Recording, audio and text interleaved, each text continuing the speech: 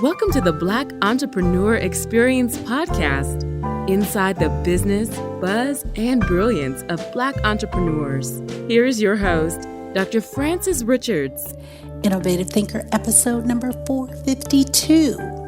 Innovative Thinker. Thank you for joining us as we elevate the Black entrepreneur experience by interviewing CEOs, thought leaders, innovative thinkers, and Black entrepreneurs across the globe. I'm your host, Dr. Frances Richards.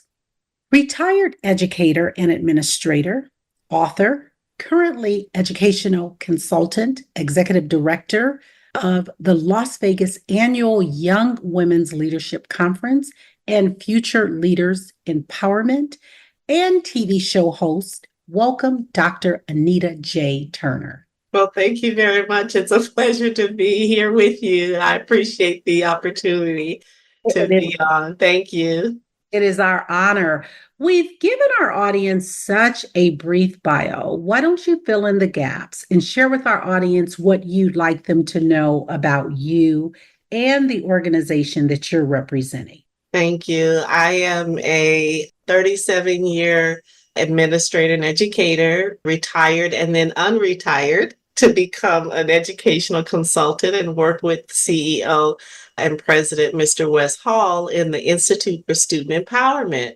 And during those experiences of being a consultant, we have been graced with the opportunity to have the Greater Las Vegas Young Women's Leadership Conference that's held annually in October at UNLV's Thomas and Mack Center, the Strip View, and invite 400 middle school and high school girls from underrepresented communities to spend the day with some of the most powerful women in Las Vegas who volunteer their time to come and spend the day with the young ladies. And we have breakout sessions and general sessions and opportunity for the girls to share and meet women who are very much aligned to the careers and professions that the young ladies want to pursue themselves. So it's an exciting event. So you talked about annual. How long have you been putting on this annual conference for young girls and women? This year will be our third year and the third annual, and we plan on doing it for years to come. Talk about the why. What was the vision and the visionary behind starting this leadership conference? Well, Mr. Hall actually was commissioned or asked to come and do a consult for the boys' annual conference. They have monies for the My Brother's Keeper, which is part of the Obama administration. But there was never anything really that massive for girls. And we said, well, girls are also future leaders. Let's begin a conference that focuses on female future leaders. And we began the inaugural conference with the support of UNLV, Dr. Keith Whitfield, the president of the university. And we began to announce to the schools that we wanted to celebrate the girls in their schools that have leadership roles both in the school, in the community.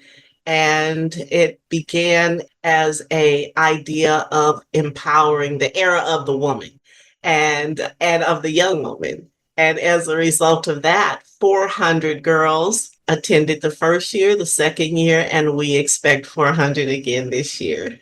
That's awesome. So over that period, I'm sure you've seen a lot of success stories. Tell us one success story or two, whatever, that has really shown the impact in the community and with the young girls. Oh, yes, there's several stories. Mayor Pamela Goins Brown actually invited 25 of our girls to spend the day with her. It was called The Day with the Mayor. And they were able to take a tour of City Hall. They had lunch with her. They were able to sit in on their meeting, their council meeting. And the girls were very impressed with the leadership from the government point of view.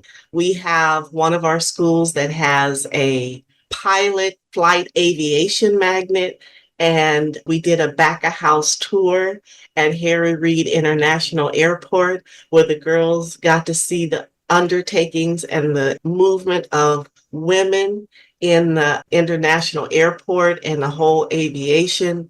This year, we're going to have 4 pilots who are joining us to speak about aviation, to talk about technology and even AI, artificial intelligence. We do a leadership event at Canyon Springs where we invite, they have a law magnet there, and we had 6 lawyers, deputy district attorneys, law enforcement. They came and did an assembly for over 300 students there. So we call the conference an extension of greater and more activities. It's what we say is not a one and done. We do a future leaders empowerment series where we have mentorship, we have apprenticeship, we have scholarships, we have job shadowing, and the girls are able to take part in those activities, walking tours at UNLV. They take part of these activities for the entire school year. We have called these girls our Transform Her Girls. And they are doing community activities, outreach, working with City Hall, working with churches, doing feeding the homeless, beautification, gardening. The sky's the limit, really, of the great things the girls do as a result of being connected to the conference. And we also provide scholarships for the girls. And Brett Fayez, the Freedom to Breathe Foundation, is going to be awarding $500 gift card to 20 girls. They don't know it yet, but they are going to be identified and given this scholarship this year, and it also happened last year as well. Congratulations. And I can hear your passion and excitement, and someone's listening and they want to get connected or learn more. How do they get invited to the conference?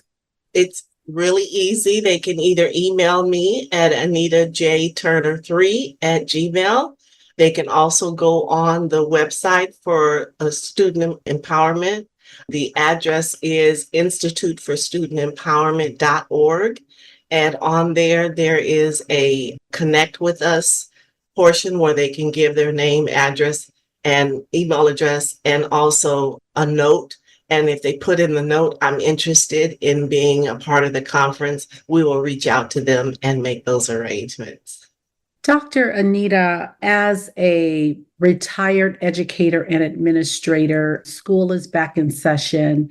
I want you to speak specifically to parents in terms of helping them to navigate through the school year, any kind of tips or strategies to help their child be all that they can be in terms of showing up every day. What advice would you give those parents? That's an excellent question. Actually writing a book called The Recipe for Great Parenting, because I do get asked that question. And parents, I want them to know they are their children's biggest cheerleader. And I'll start small and go big. The small things are make sure that your children have nutritional food to eat, that they're going to bed on time to get plenty of rest. They have their necessary backpack and school supplies. They're being dropped off to school on time and not rushing them or being late to school. Those are some of the small things.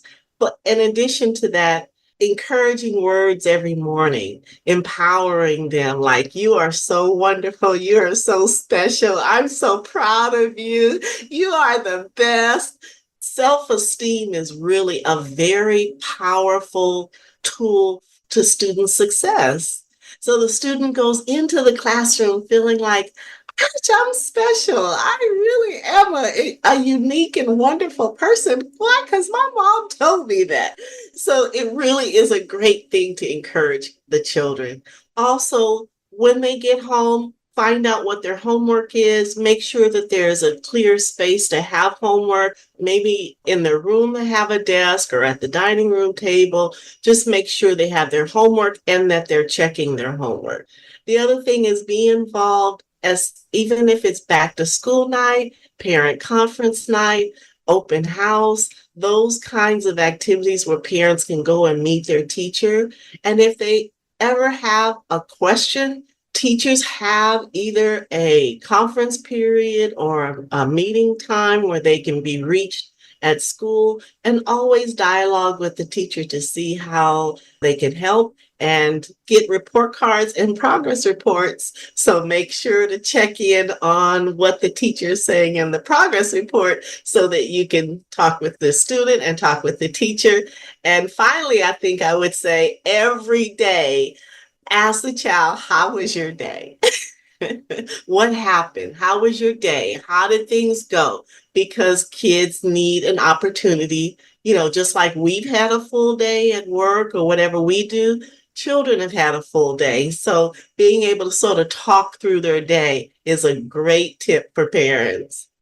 And we're a family friendly show, and we do have young listeners that listen to the show. On the flip side of that, talk to the students about showing up as the best version of themselves. What advice would you give them? I think that you've helped me to answer that question. Really go in being your best self. The teacher is the adult in the room, but also the responsibility is for the student to be attentive, to be ready to learn, to be a listener, to follow the rules of that classroom, to be prepared, to study, to do their homework, but also have a positive attitude. And if there is something you don't understand as a student, ask the teacher. A lot of times students feel like, well, I don't want to ask. No, ask questions. We as adults ask questions all the time. Raise your hand, ask the question. Make sure you have clarity about the assignment. Don't go home and say, well, I'm not sure really what to do on this assignment. What did you ask the teacher? And teachers, as I said, they have free periods and conference periods and times, whether it's before school or after school. So I think parents can be a child's advocate, but I really stress that students can be their own advocate and really make sure that they are excelling because they understand the assignment to do, and also be positive, have a positive attitude, and go to school refreshed, go to school feeling positive, and go to school knowing that what I'm learning is going to impact what I do the rest of my day, what I do for the year, and what I do for my future. So everything can be a positive experience for them. Speaking of education, it's changing, it's evolving, it's a lot of things in terms of innovation, but there's other things that have changed, as we know, and I'm speaking, dating myself. I want you to speak specifically to those educators out there, and heard a story this week in reference to school just started back, and I think she's an assistant principal in Mrs. Rogers in Texas. Okay. And that incident that happened where she came into the room, her eye socket is now out because of a student throwing a chair at her. I don't know if you've heard the story, but as an educator, or a retired educator, as retired administrator, I'm having the conversation with an individual who was offered an opportunity to substitute teach long term. Okay. And when they read that story, which it happened, I believe, August 16th, 2024 in Texas, they were like, I'm not even interested. Yeah. Talk to those administrators, those educators, those future educators and administrators. What advice would you give them, Dr. Anita? I think that my biggest advice would be that the most important thing about being an educator or an administrator is relationship. I served in some of the most difficult schools in South LA. Gangbangers, foster children, children who had emotional issues. There's no situation that I haven't experienced. And yet I was teacher of the year every year that I was in the classroom. And people would ask me, how is that possible with all kind of children you have, not only as an educator, but as an administrator? And I realized that I need to stand at the door every day. I need to be able to greet the students every day. I need to be able to establish trust every day, that they know that I am here because I am here to support you. Even the most difficult student knows, okay, Dr. A cares about me. Most troubled students I had, Dr. A cares about me. I had students come to me that were not even my students. I was told by my friend that I can talk to you. Some of the things I've heard, Dr. Richards, it will make your toes curl. But what I realized, and in talking with my school psychologist, is that behavior is a form of communication. That's what educators and administrators need to remember. So instead of what we do wrong, is that we deal with the behavior, the punishment side of it. I'm going to put your name on the board. I'm going to put you in the corner. I'm going to send you out. I'm going to embarrass you in front of the rest of the students. We begin to emotionalize what the kid is going through when the child who threw the chair, the child who is upset, those are the kinds of things we need to see prior to the incident, because it's generally never 0 to 100. Generally, there are nuggets that kids drop to say, there's something wrong with me. There's something that's upsetting me. So we have to be intuitive as educators and administrators to be able to look into the heart of a child. How are you doing? What's happening with you today? And quite honestly, a lot of the challenges that I found with my students rooted back to something that happened to them at home, in the community. And I would ask my students, why are you acting out in my classroom? What's going on? And they would say, because we trust you with our emotions. That really hit me, for children to say, I trust you with my emotions. And teachers need to not hold grudges. Well, I don't like him because he threw that chair. I don't like that student. And even sometimes I've seen teachers not speak to kids. Add trauma to trauma. And Mr. Hall and I do a whole series on relationship building and trauma-informed instruction. Those two pieces are so instrumental. People ask me, how did you get Teacher of the Year? Tell me about your bulletin board. Tell me about your lesson plan. And I'm like, that's not why I'm successful. I'm successful because I know how to build relationships with children, with their parents. Many times when I had open house or back to school night, parents will come into my room and say, I feel like I already know you. My child talks about you all the time. Well, guess what? Children will talk about the teacher they love, and children will talk about the teacher they feel disrespects them. And particularly in Black and Brown communities, underrepresented communities, trauma impacted communities, children are going to retaliate against oppositional kinds of behavior of the adults that they deal with. Kids will say, oh, you're sending me out? Fine, send me out. It's all a sort of a reaction to their own hurt. And hurt people, right? And so we have to dig deeper. Teaching and being an administrator is a human factored occupation. We're dealing with human beings. And I would tell my teachers as administrator, you are not a 5th grade teacher. You are not an 8th grade teacher. You are not an 11th grade teacher. You are a teacher that teaches students in the 11th grade. You teach students who are in the 2nd grade. So we have to remember that those relationships.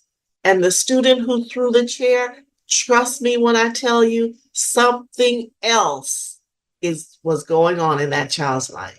And somehow that connection got missed and his behavior became disruptive and unfortunately hurt an educator. And I pray that she is okay and that she'll heal from that experience.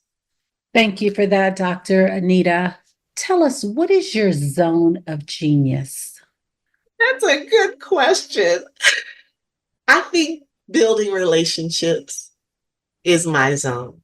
Understanding and being creative to meet the need, to hear, to be a good listener, to be responsive, to develop relationships that create the strength of a person, and to celebrate who people are, who people can become, who people are destined to be. I believe that every child and every adult has skills and talents and qualities.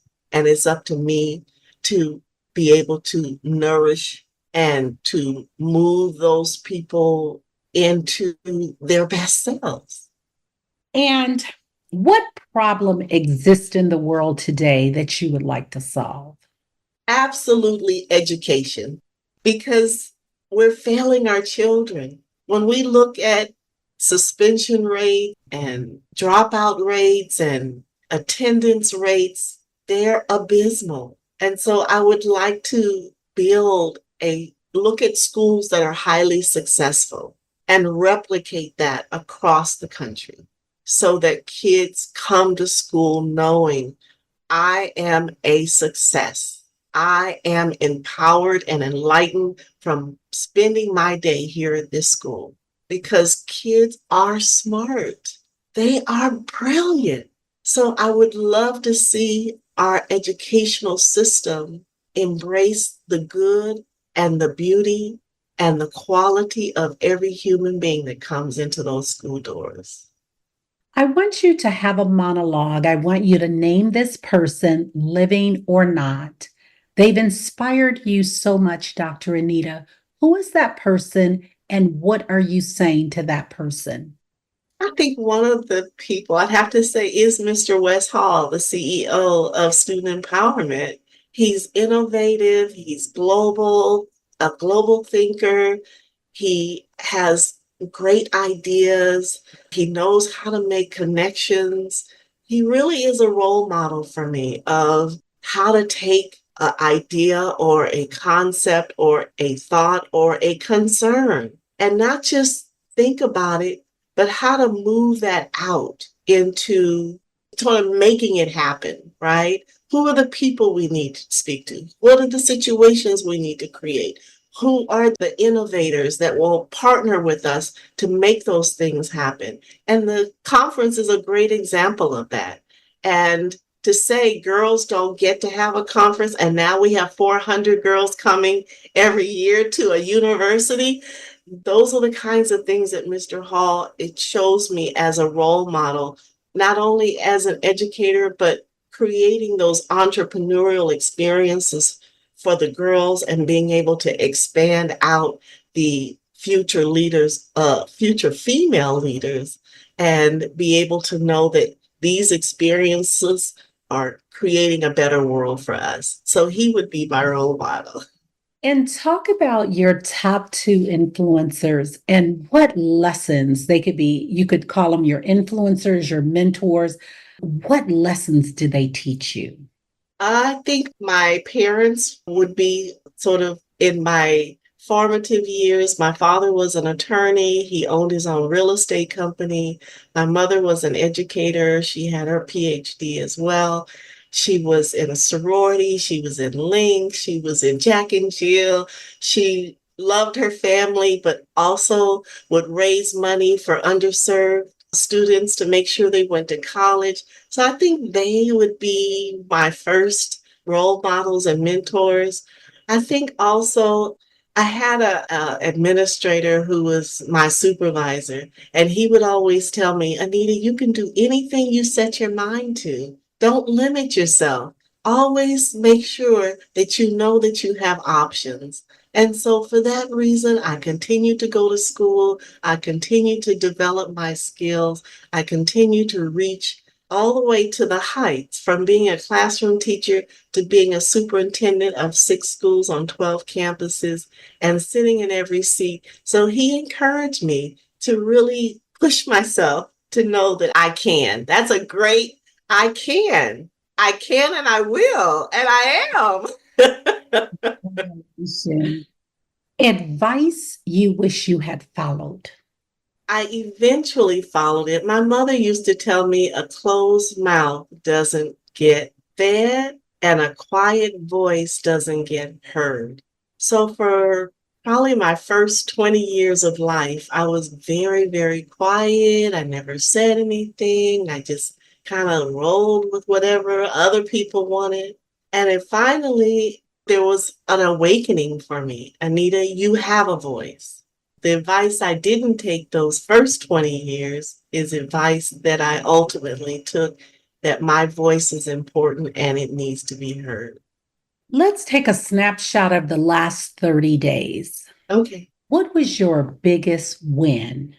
My biggest win for the last 30 days was being able to secure 52 powerhouse women who are volunteering their full day to spend with the 400 girls for the conference. And these women are just amazing. Mayor Pamela Goins Brown and Jan Jones Blackhurst and Chief Deputy Attorney Tina Tallene, assemblywomen, educators, pilots, doctors, lawyers.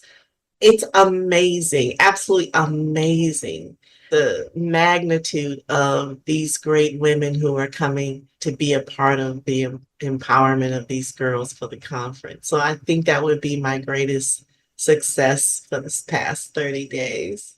How do you celebrate your wins? Many ways. First, I give God praise because it's not me, but He who is within me that gives me the power to do the things that I do, and celebrate with colleagues and friends and family. I have 4 children, adult children, and they always tell me how proud they are of me, and they wink and say, Mom's not really retired. So it's nice to celebrate what I'm doing and the successes with colleagues, friends, family, and it's just very rewarding. And to spend this time with you. Absolutely. So I say, when I hear your energy, your excitement, and your passion, you're not retired, you're refired. I love that. That's what I'm going to start saying, Dr. Francis. I am refired. Thank you. Talk to a younger you, because you're around young people. What advice would you give to a younger Dr. Anita? I think my advice would be to follow your passion. Oftentimes, my mother was an educator. She didn't want me to be an educator. And I actually went to college. My parents like, you have to be a doctor or a lawyer in order for us to send you to college. And I followed that for the first 2 years. And I finally went home and said, no, I want to be an educator. So I think my advice to my younger self is follow your passion. Don't be influenced by what other people tell you who you are or who you should be, but rather to be that person within your heart and soul is who you have been destined to be and to do, and to follow that passion. Because with your passion and with your skills and with your talents, that's where you find the success. So many people are in jobs and positions and professions that they don't even like.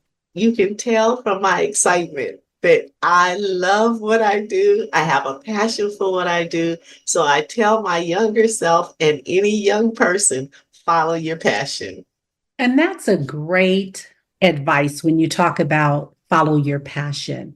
And someone's listening and say, how do you find out what it is you want to do or be? And how would you answer that? I would say for parents to pay attention, because kids generally show what their skill is even at formative years.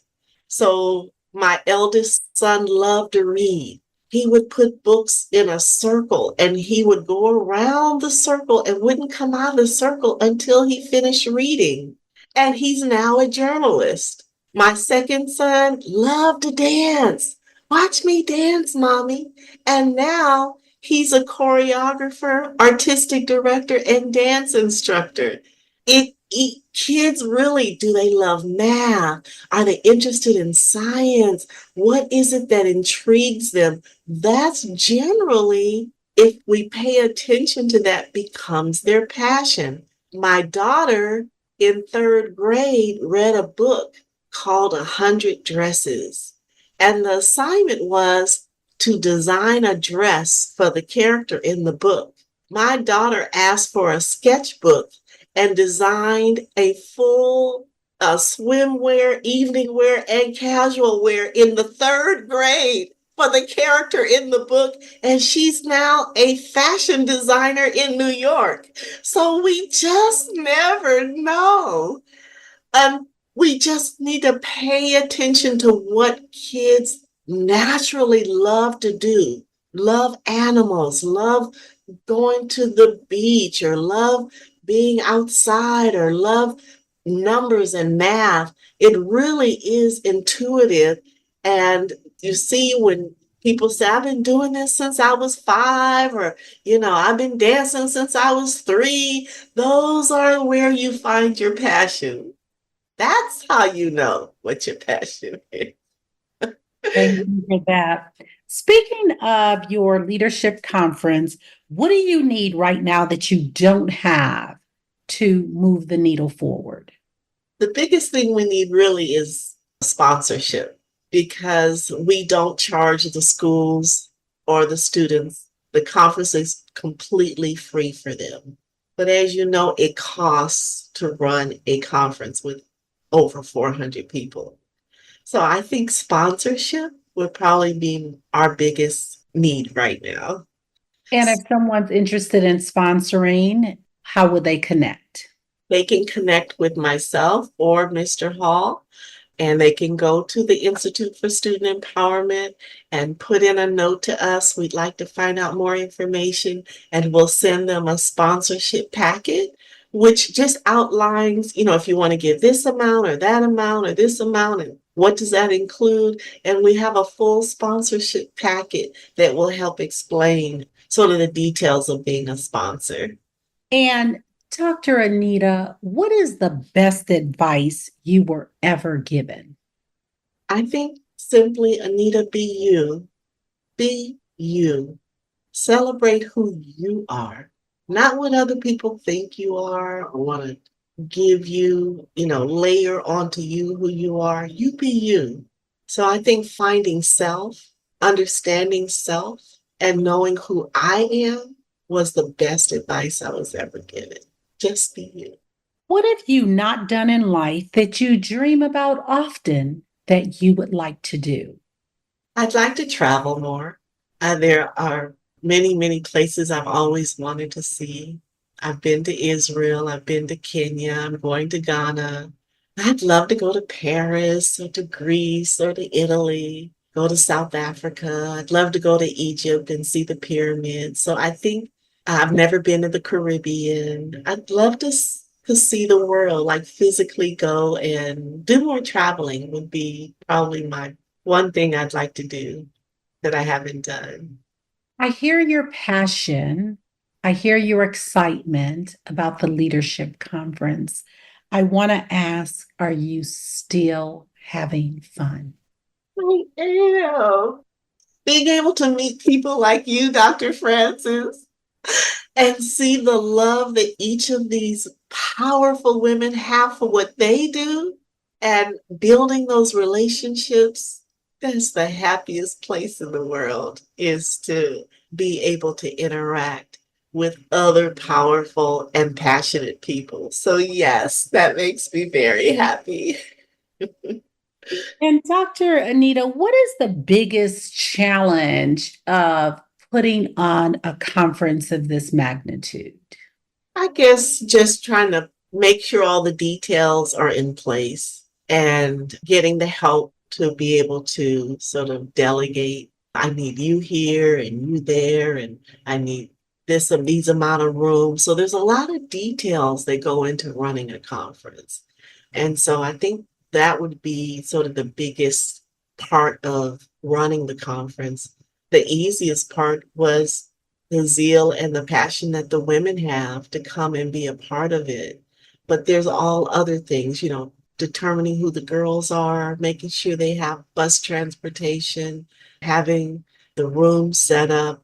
And I have a wonderful woman, Cheryl, at Thomas and Mack, who is the director of events. And she is immeasurable in being able to assist me. So I have lots of help. And that is really kind of making everything come together really well. Dr. Anita, how do you make impact daily? I am a representation of what goodness should be in the biggest or the smallest ways. I make sure that when I open the door, I look back and see if there's someone coming. I make sure to say hello or thank you to my mailman, or making sure that I speak to the neighbors when I'm walking my puppy down the street, right? It's those engaging in conversations with the person who's checking me out at the grocery store. I think those small nuggets of helping other people to feel good about their day, for me, is a big deal. That's the impact I want to make. The big impact, of course, is being an educator, being an administrator, being a consultant, working with schools. Mr. Hall and I also do professional development. We go in and do staff meetings. We meet with parents. We do outreach. And then, of course, I have my television show. And, we never know who's watching, who's listening, and the impact that will make as well.